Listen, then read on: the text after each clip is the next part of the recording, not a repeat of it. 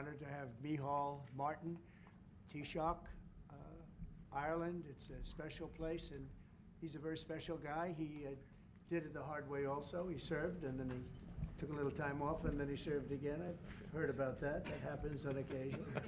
And he's done very well. And we knew each other from a long time ago. But it's a great honor to have you in the Oval Office and have you at the White House. We have tremendous business relationships with Ireland, and that will only get stronger. The relationship we have personally and every other way is very, very strong and very, very good. So I just want to welcome you to Washington, D.C. and to our country, and thank you very much. May I thank you, President. It's a great honor for me to be here to celebrate St. Patrick's with you. Right. And I thank you for your hospitality and the warmth of your reception. And I commend you in terms of the work that you're doing, particularly in terms of the pursuit of peace, which we discussed earlier. And I think that's going well. And you really have, in the first sort of 100 days of this government, you've done some extraordinary things very quickly. Thank you. Everybody's watching in that respect. So Thank you. Delighted to be here. It's an honor to be here. Well, it's a great honor to have you, and special people, very special people. I know a lot of Irish, and growing up in New York, I know a couple of your people that used to live in that beautiful Ireland, and now they're here, but they love your country very much. You know, they have a great feeling toward your country. They have, and a lot come back for holidays and they come back. Stuff like that, and checking out their family, ancestry, and things like that. You know. Great, fantastic people. Some go to Doonbeg as well. Yeah. And they we love Doonbeg. I love them. I don't know if I'll ever see it again. Maybe I won't, but we would like I to think come I back will. and see it. We'll get there. We're going to get there. It's a beautiful place, wonderful place. Any questions, please? Mr. President, on tariffs, how far Yeah, please. worried? President Trump, how worried are you about the counter tariffs from the EU, which were announced yesterday? And also, how worried should Ireland be, given the fact that it has a massive trade surplus with the US, over $50 billion? Micheál Martin might be quite nervous about what you're going to tell him to do. Well, I don't think he looks nervous to me.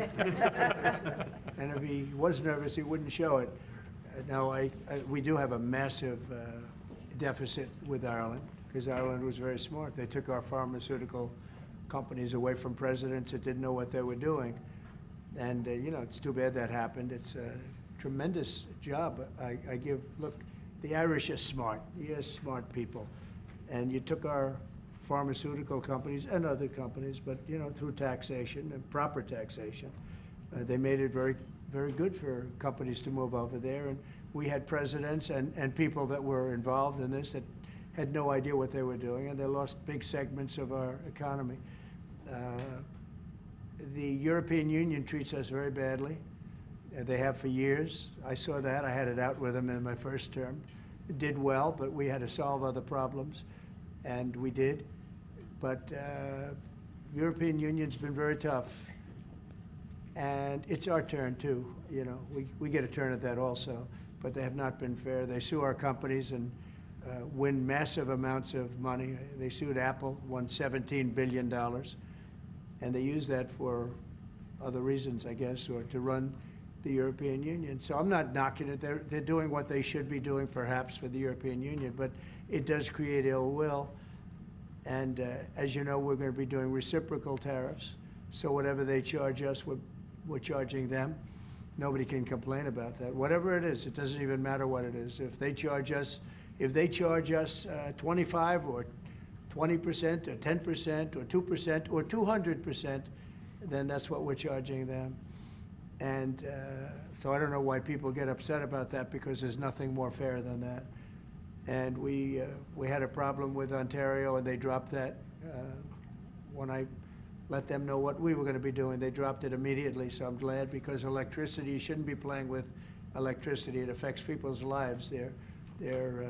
Actually their life. I mean, it can affect, depending on weather, it can affect their life, so we can't do that. And it doesn't make sense that our country allows electricity to be made in another country and sold into us. Who did that deal for the United States? Okay, I looked at that long ago, and I said that's not something that's very smart. So we've had a lot of bad trade policies, and yet we're doing very well right now. But we're doing well because I won the election. If I didn't win the election, you would have had a very bad period. I think a lot of the stock market going down was because of a really bad 4 years that we had. When you look at inflation and all of the other problems that were, I mean, wars and inflation and so many other problems.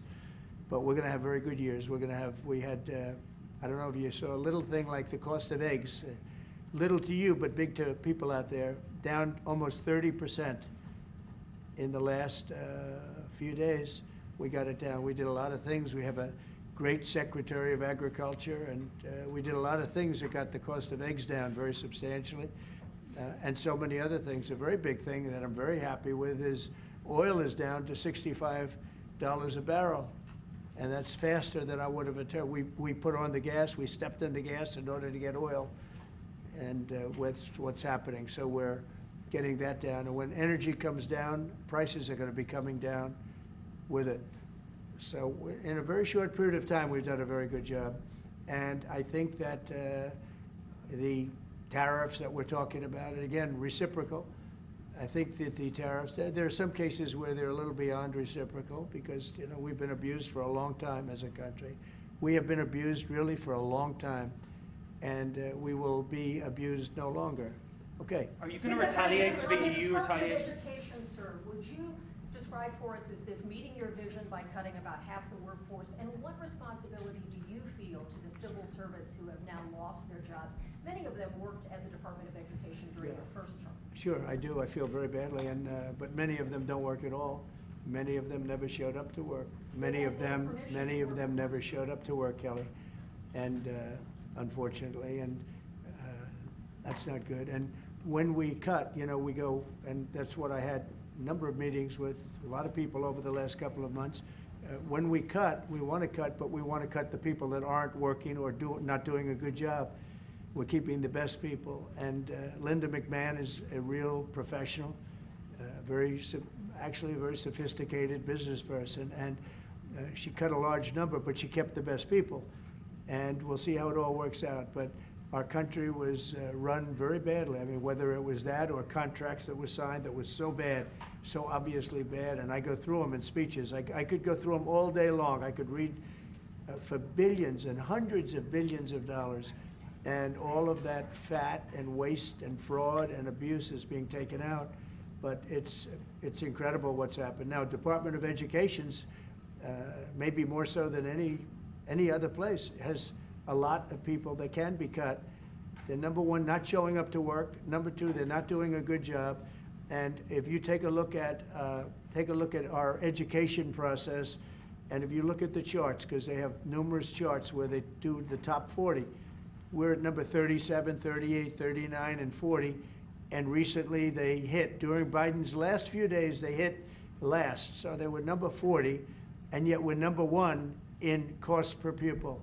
So it's pretty bad. But we have a dream. And you know what the dream is? We're going to move the Department of Education. We're going to move education into the states so that the states, instead of bureaucrats working in Washington, so that the states can run education. And you have Norway, you have Denmark, you have Sweden, you have Finland, you have various countries that do very well. You also have China that does very well in education, which is a pretty big tribute to China, I must say.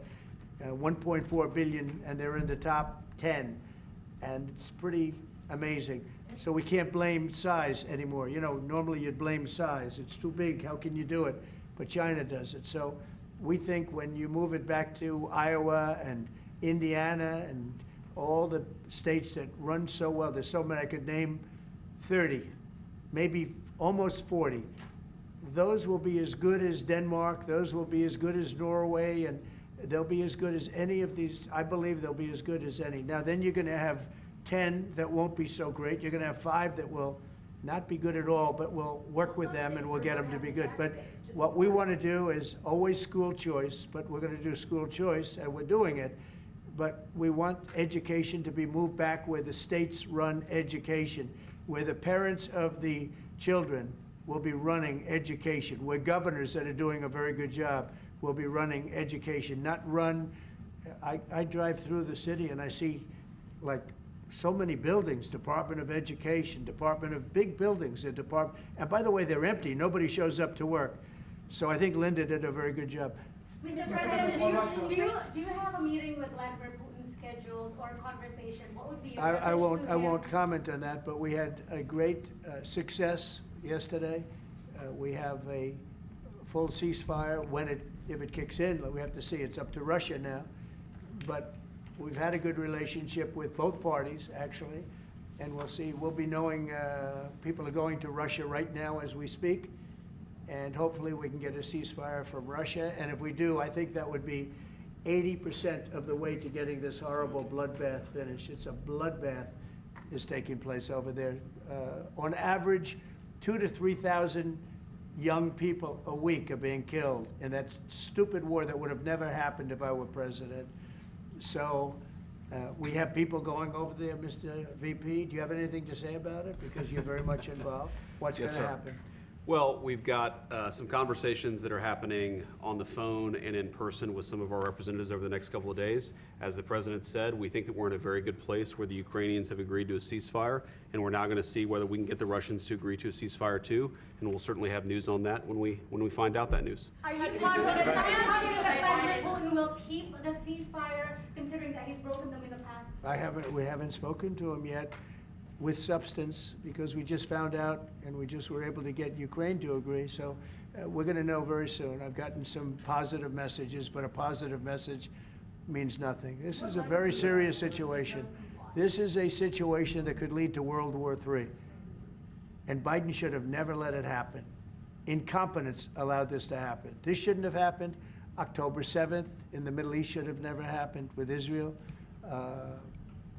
The horrible leaving, the way they left Afghanistan should have never happened. Inflation should have never happened. You know, we have great inflation numbers, by the way, just got released. Inflation is way down, and it's based on what we've done, and we've done it in a very short period of time. You know, we had virtually no inflation. For 4 years, we had almost no inflation, and when these characters took over, we went from no inflation to the worst inflation probably in the history of our country. So it's very interesting. Go ahead. Are you going to retaliate against me? And by the way, I have to speak of inflation. I love these socks. What's with these socks? It's in honor of the Taoiseach. I'm trying to stay focused, but I'm very impressed with the VP's socks. I would say to you that the United States is recognised as having such an important role in the peace process, and yet half the parties from the Northern Ireland government have decided not to come to the St. Patrick's Day celebrations. They haven't, what? They haven't come over, they're boycotting the St. Patrick's Day celebrations. What are they boycotting? They are talking about your position on Gaza as one of the reasons why they Oh, I haven't heard that. I really haven't heard that. Look. Can I just say, I got to pay Yeah. tribute to the President on the peace initiatives. The one thing we've learned in Ireland about the peace process that you've just spoken about, and I recall back in the early 90s, when the first tentative steps to get peace in Ireland, people criticised people like John Hume or people like Albert Reynolds, the then Taoiseach. But they kept going. And when we got that ceasefire in 1993, okay, it took a number of years to get the comprehensive peace settlement. But again, the guns more or less largely went silent. The war in Ukraine is a devastating war on young people. And I think that very simple, straightforward narrative is to be commended. We all have children. We would be shocked at the prospect of young people losing their lives in that number, be they Ukrainian, be they Russian, whatever. Anything we can do to stop the violence, I think, is an extremely positive day. And there will be all sorts of people having qualifications on it and all the rest of it. It's our job then to work on it and to try and build it, Europe, US, and everything. I will say, and thank you for that, but I will say, last week 2,500 young people died while we sit here and talk. Yeah. And while they talk about peace, but they've been talking about peace. This should have never happened. This war should have never happened. It would have never happened if I was president. That's what makes me more angry than anything else, because you've had far more people die than they report, than these people report, for whatever reason. But you had far more people. The numbers are far more devastating. You'll find that out someday. And it doesn't affect you very much. They're not Irish, and they're not from my country. They're from Russia mostly, almost all from Russia and from Ukraine. And people could say, why are you doing this? Why are you involved in that? Because 2,000 people a week are dying. And they have families, and they have mothers, and they have fathers, and they have sisters, and they have brothers and friends. And they're dying. And I've seen the pictures, the satellite pictures that we see all the time. And it looks like Gettysburg in its prime, because that was, they say, one of the most horrific battles ever. You have kids lying all over these fields that are dead because the weapons today are unbelievable, between drones and various types of guns. I'm not even talking about beyond that with the big babies. You understand what I mean? I hate to even mention the name, the nuclear name. I hate to mention it. But you have weapons today that are so powerful. And I see kids every week. I see pictures of kids laying all over the field dead. They're dead, beautiful kids. They're dead. And they're not from here and they're not from where you are, but he's working very hard. We're all working hard to get this thing finished. It's crazy over nothing, and it's not going to go anywhere. It's just a terrible situation. And I think we have a chance to get it done. So we've gotten half of it as a ceasefire, and if we can get Russia to stop, then we have a full ceasefire, and I think it'll never go back to war. I think something will. Can I ask you about Ireland's relationship with Israel? There's been a lot of talk recently. The government are looking to bring in what's called the Occupied Territories Bill, which would ban goods from occupied territories. I know you met with Prime Minister Netanyahu recently. Did Ireland come up in that conversation? Did he raise any concerns about the Irish government? One thing I'll tell you, you're not from Israel, that's for sure, huh? She's definitely not from Israel. It's an interesting question coming from you. We talk about everything. Israel has been under siege, as you can see, and they had to fight back. October 7th was a terrible thing. People don't like to mention it, but it was a terrible, terrible day in the life of the world. And it's amazing the way people don't mention that, but it was, I've never seen anything like it. Those are other clips I get to see. You know, as president, you get to see clips that you'd rather not see, but I see clips, and that was a terrible day for the world. And we're working hard with Israel. We're working hard to see if we can solve the problem. I will say I just saw 10 hostages, and they were treated really badly. They were really treated badly. I was shocked. I asked them, was there any kindness shown? They were in there. One was in there for 500 days. One was 323 days. I said, was there any, 10 of them, I said, was there any kindness displayed? Like, did they ever, like, say, don't worry, you'll be okay, or give you a little wink, or give you, like, an extra slice of bread or something? And everybody said, all of these people said, zero. It was hatred. It was pure hatred. So, I mean, that's a very deep-seated problem. Would you give the Taoiseach some advice? Ireland is in the midst of a housing crisis now, and I know you've a lot of experience as a businessman. How can the state build tens of thousands of houses at speed? You know why they have a housing crisis? Because they're doing so well. They can't produce houses fast enough. That's a good problem, not a bad problem. That's a pretty good answer, President. No, it's true. Will you put more tariffs on the EU, Mr. President? Mr. President, will you? Everybody should have that problem. That's okay. Will you put more tariffs on the EU? I know this gentleman. He'll get it solved. Will you put more tariffs on the EU? Will you respond to their retaliation? Oh, of course I'm going to respond. You will The retaliate with problem more is our tariffs. country didn't respond. Look, the EU was set up in order to take advantage of the United States. Including Ireland? Is Ireland taking advantage of the US? Of course they are. I can't, you know, I have great respect for Ireland and what they did. And they should have done just what they did.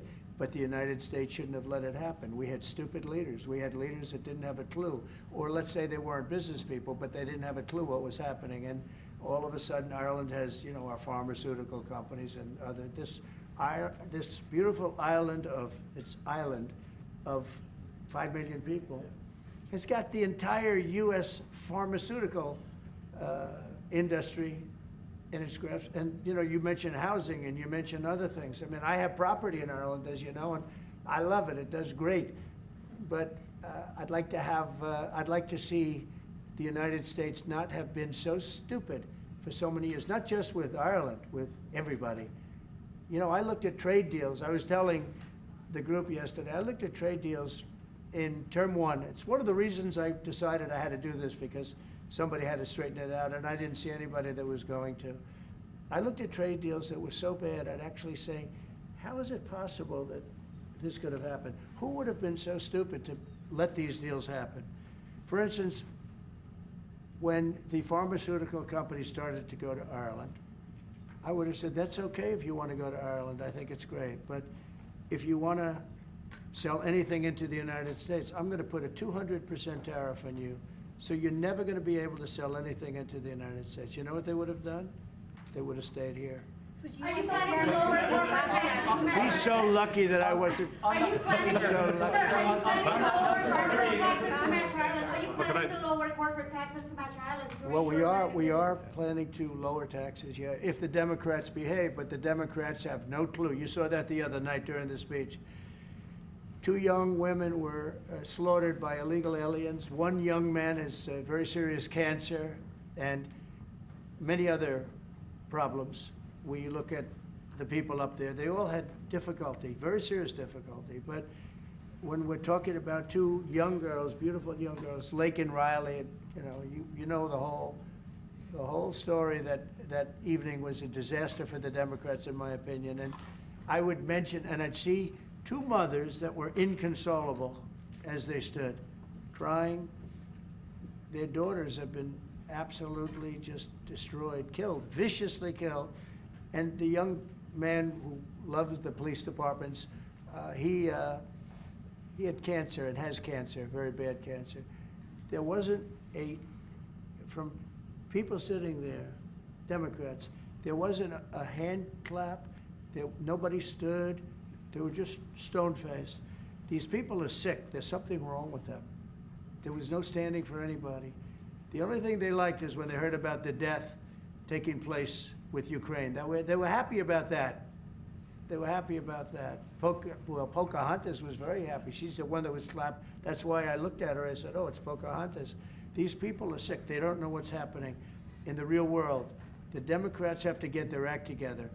And if they don't vote, then what you're going to do is you're going to have taxes that are going to go through the roof. You're going to have a very bad time. You're going to have some very bad things happen. And people are going to blame the Democrats. And Schumer is a Palestinian, as far as I'm concerned. He's become a Palestinian. He used to be Jewish. He's not Jewish anymore. He's a Palestinian. Okay. On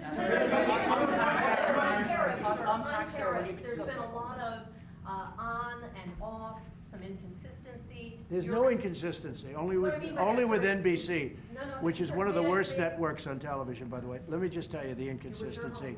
I have the right to adjust.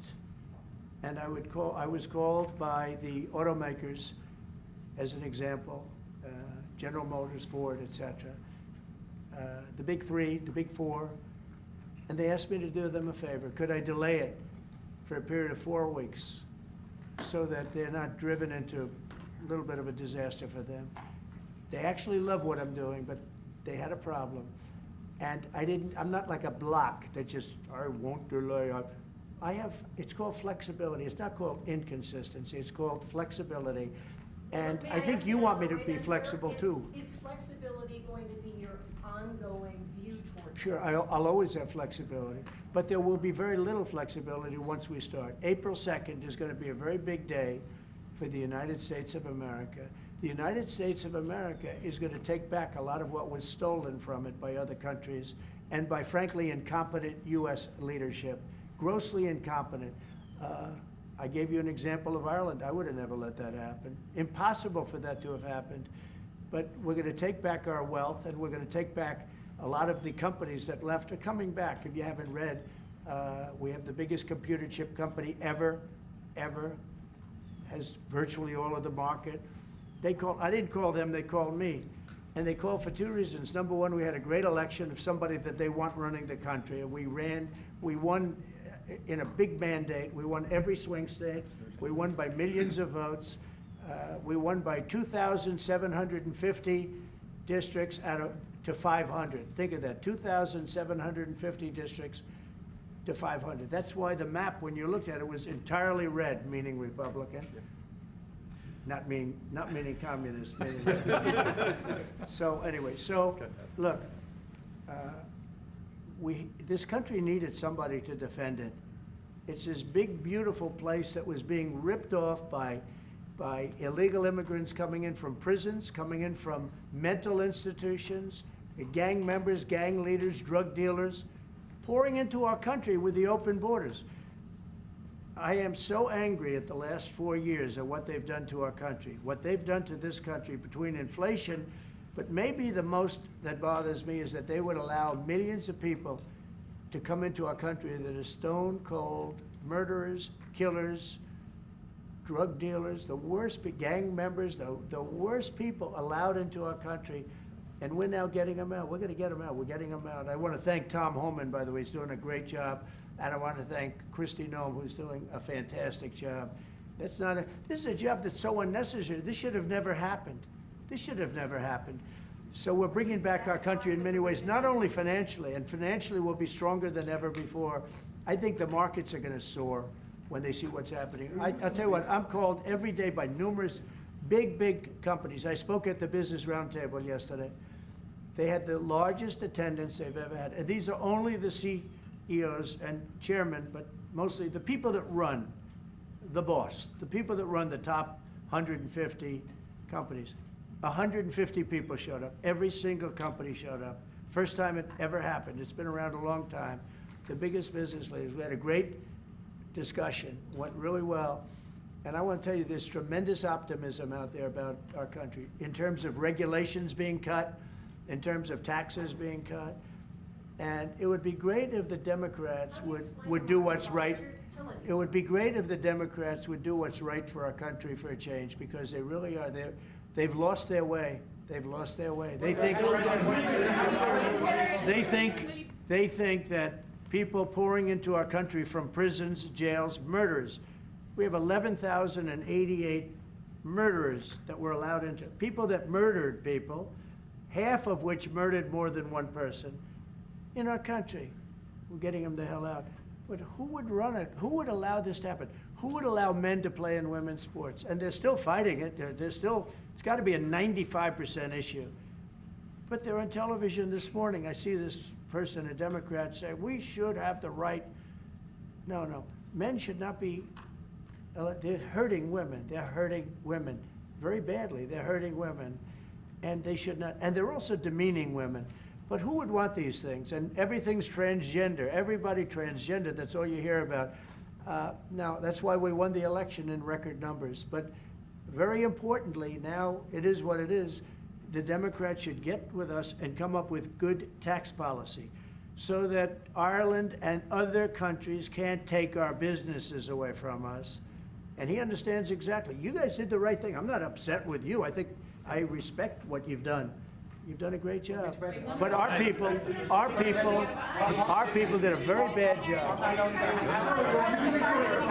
How advanced are your plans to try and bring some of those companies back to America? Will you be briefing? Well, I'd love to have him back. I mean, I'd love to have him back, but he'll be fighting me on it. I mean, what I would say, President, if I could 1 second, just make the point. It's a two-way street too, and we are investing a lot more in America now.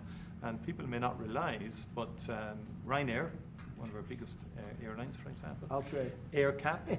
I'll trade. They buy more, the two of them together buy more Boeing airplanes than anybody else outside of America. That's a little known fact. It doesn't turn up in the statistics, but Ryanair and AirCap, big aircraft leasing company, Irish company, have done great work with Boeing and huge investments over the last couple of years, you know.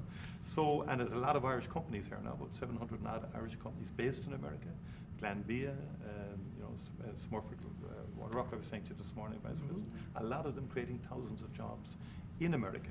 And it's only fair. I mean, that's correct. That's right. That's the way it should happen. And I think it's a very good relationship we have. It's a historic one. It's happened over time. We've added value to American companies. We've increased our value. They've got access to the European market, and they did all of that. I understand where you're coming from fully. But I think it's a relationship that we can develop and that will endure into the future and will change, it will adapt, and you're evolving and you're doing things. And they've done a very good job. Now, I just will say this, but with all that we've said, we can talk about Ryanair. There's a massive deficit. I don't mean by a little bit. I mean, there's a massive deficit that we have with Ireland and with other countries too. And we want to sort of even that out as nicely as we can, and we'll work together. We're going to work together, great, but the deficit is massive. Will you hear this one? You said earlier that it was now up to Russia in terms of the ceasefire. Yeah. Is there anything you can do in terms of pressuring Russia or in terms of Yeah. sanctions? Or what can you do? We can, but I hope it's not going to be necessary. Sure, we can pressure. We can do that with Russia. Remember this, Russia took Georgia from Bush, right? They took Crimea from a man named Obama, Barack Hussein Obama, right? They tried to take the whole thing from Biden. They're going for the whole ball of wax. Who was the only one that never took anything from? Trump. And in fact, I'm the one that stopped Nord Stream 2, the pipeline, the biggest pipeline anywhere in the world. I stopped it. It was dead. And then Biden got in and he approved it. Nobody mentions that. What I did to Russia was very tough. I was the toughest ever. But nope, they never took anything from me. They took them from Obama and Bush, and they took it from Sleepy Joe Biden. With Biden, they wanted to take the whole country, but I think I've stopped that, but we'll see. But yeah, there are things you could do that wouldn't be pleasant in a financial sense. I can do things financially that would be very bad for Russia. I don't want to do that because I want to get peace. I want to see peace, and we'll see. But in a financial sense, yeah, we could do things very bad for Russia. It would be devastating for Russia, but I don't want to do that because I want to see peace.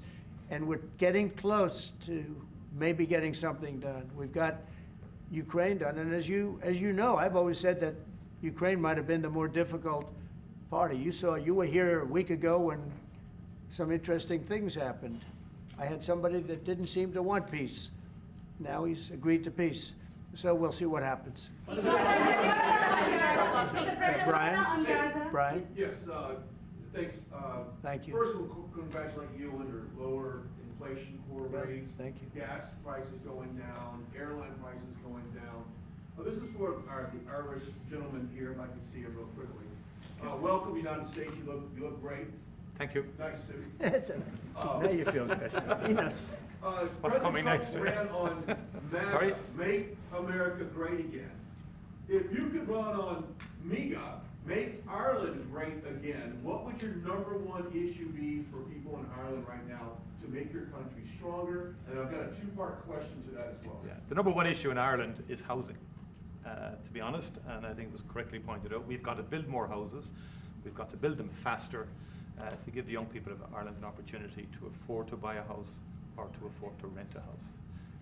We have a lot of other good things happening. That's my #1 priority. Wonderful. Are you trying to and my service second the part question to this, Ireland is known for very happy, fun-loving people, great attitude, many in this room right now that I've met.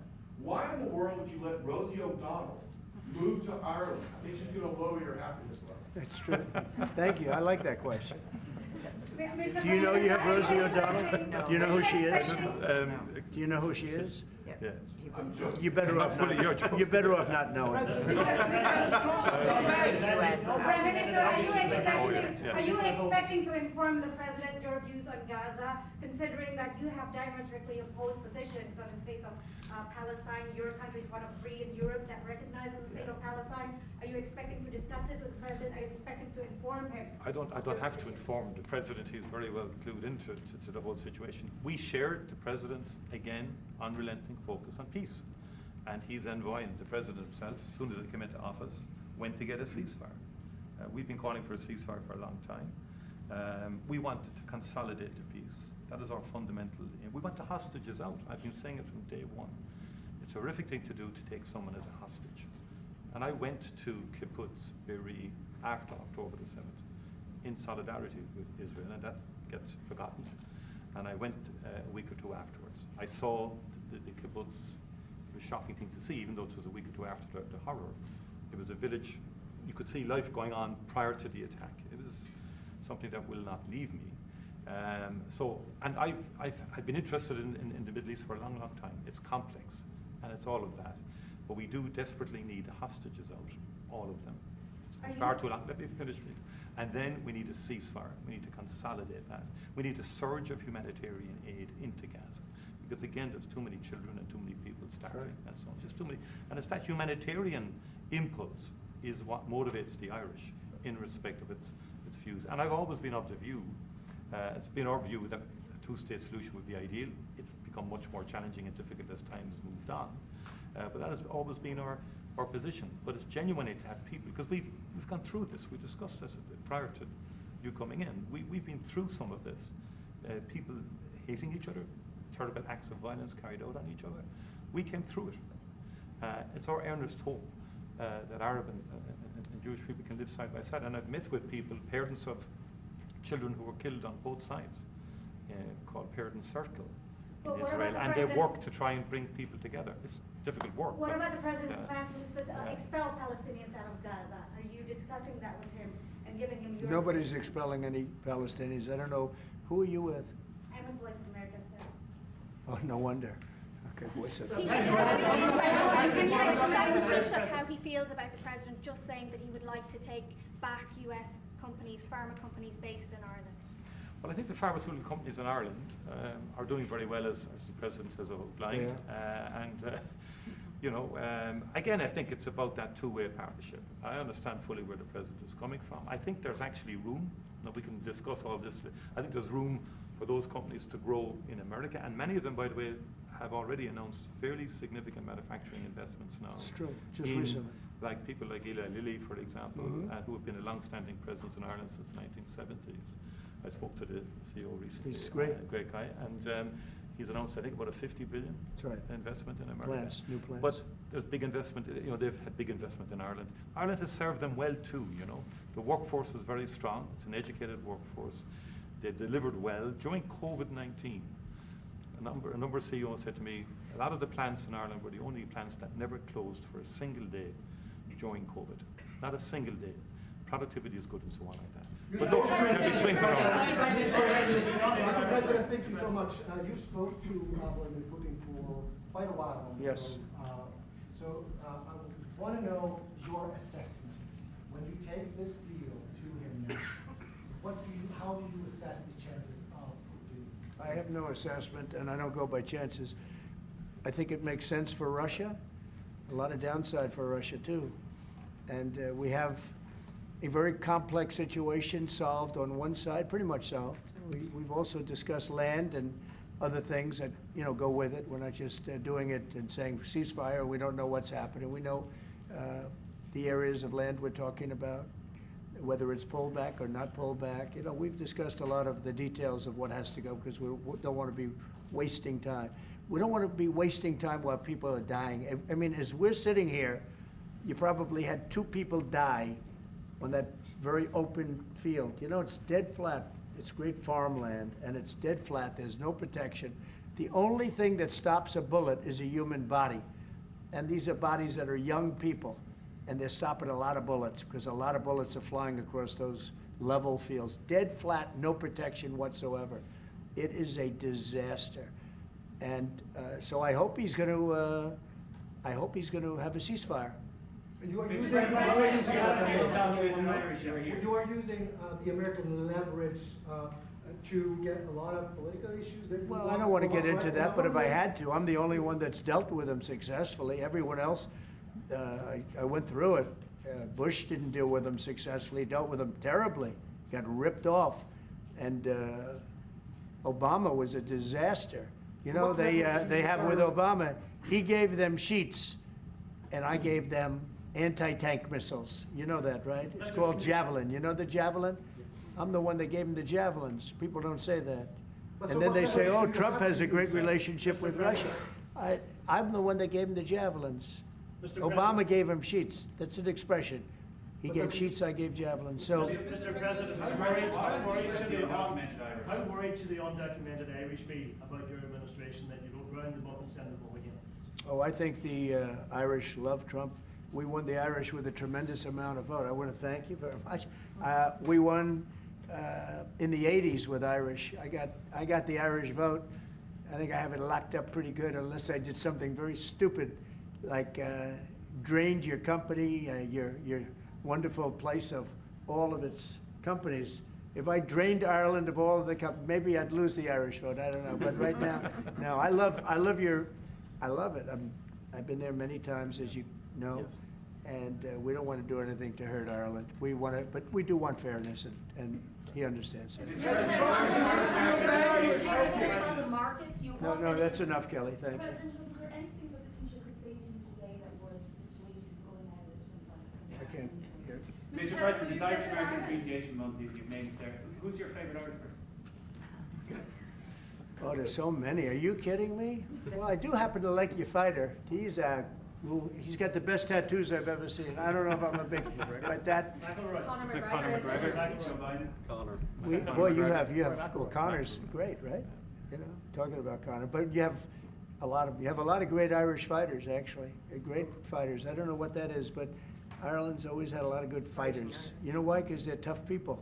They're smart people and they're passionate people. And they really have been over the years.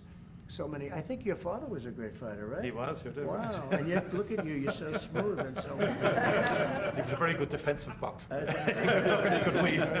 He was a really good. He was a good boxer, yeah. Right, He yeah, fought for I heard Ireland, that. boxed for Ireland, and Yeah.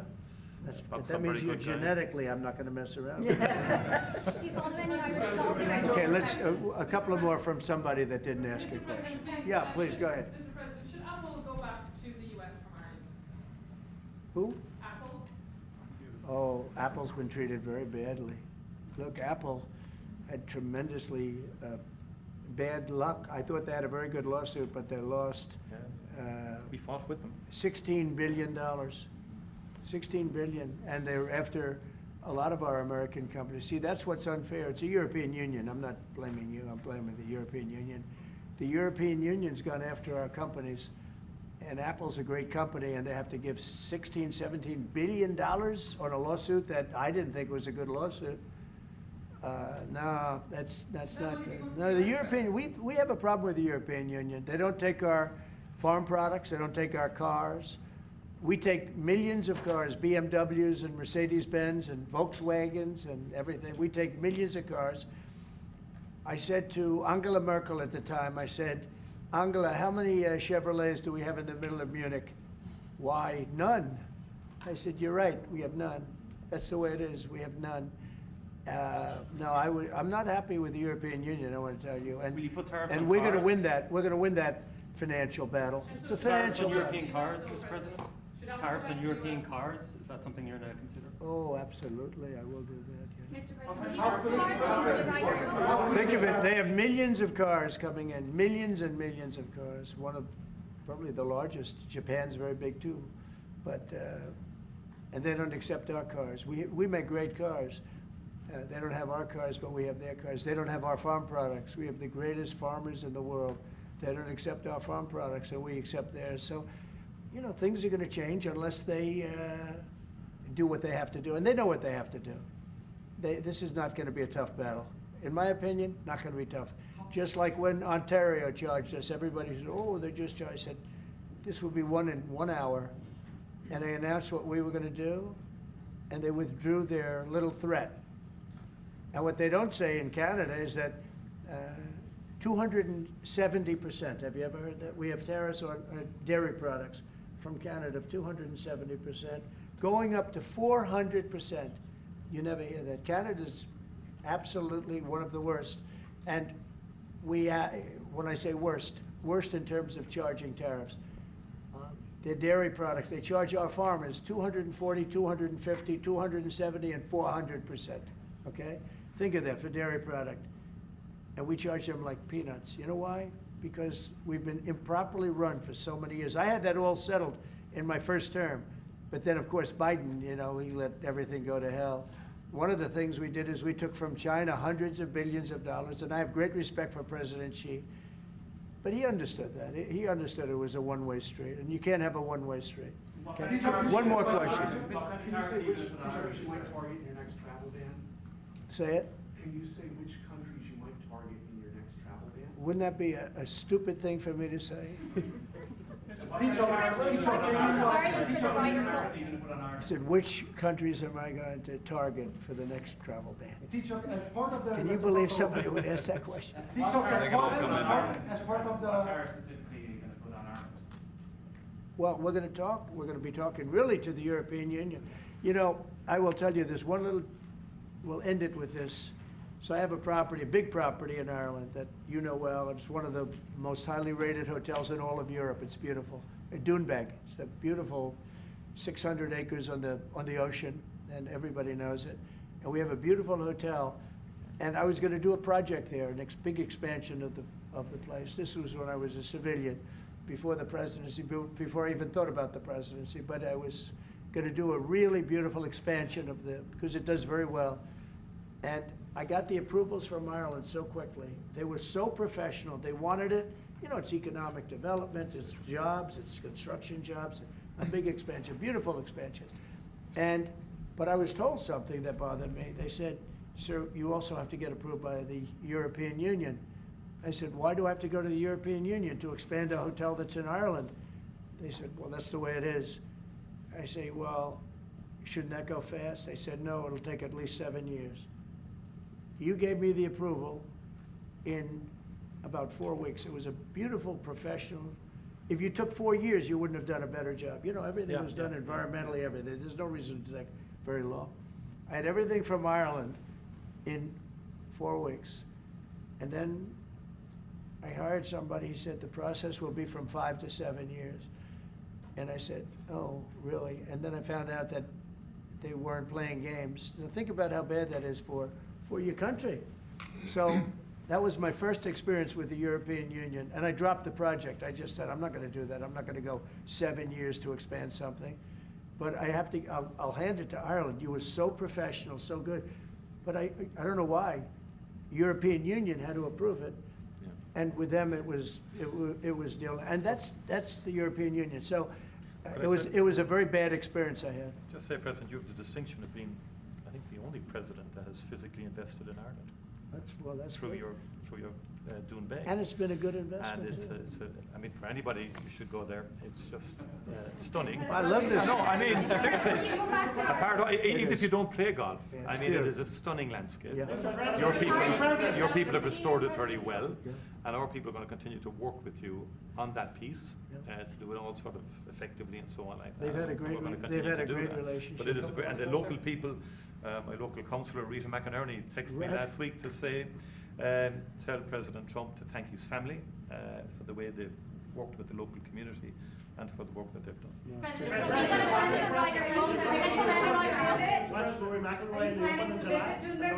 I love Rory. I think Rory's great. He's a great golfer. He just won 2 weeks ago. He's a great guy. I played golf with him 3 weeks ago.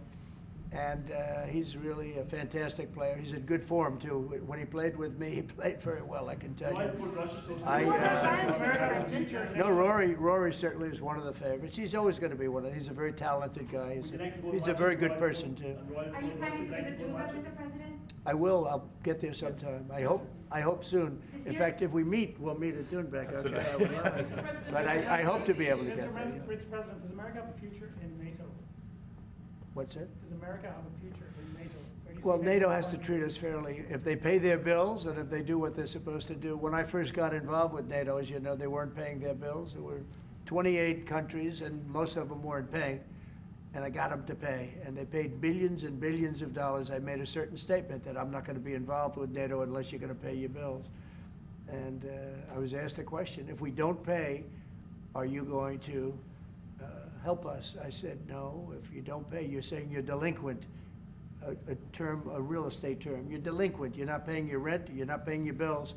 If you're not paying your bills, I'm not going to help. And everybody we took in, your Secretary General will tell you, he was very generous to me. He said, I've never seen anything like it. Money came in by the billions and billions and billions of dollars, and NATO became much stronger. Now, NATO's expended a lot of that money in fighting this horrible war. It's too bad they had to do that, but they had the money from me. I was the one that got people to pay. The countries, most of the countries were not paying, or they were paying a very small amount. So we'll see. But NATO can be a force for the good, absolutely. Would you like to see Ireland join NATO, Mr. President? That's up to Ireland. Well, do you think Ireland and the EU are too close? Do you think that perhaps, like you said, We are very close. No, Ireland and the EU. Do you think there's too close a relationship there? Do you think there needs to be a separation, like you said, if you can't get planning permission when you can get it in Ireland, but you can't get it in the EU? Do you think? Well, look, I can just tell you about my personal experience. That Ireland treated me very well, and the EU was terrible, and they stopped really a magnificent addition. It wasn't a big deal from the standpoint of the world. It wasn't like the things we're talking about now, but it would have been a very beautiful addition. And they stopped it, which is bad for Ireland, and I don't know why. I don't know why it would take 5 to 7 years to get something approved, but that's what it was. Thank you all very much. Thank you. Thank you. We're headed out.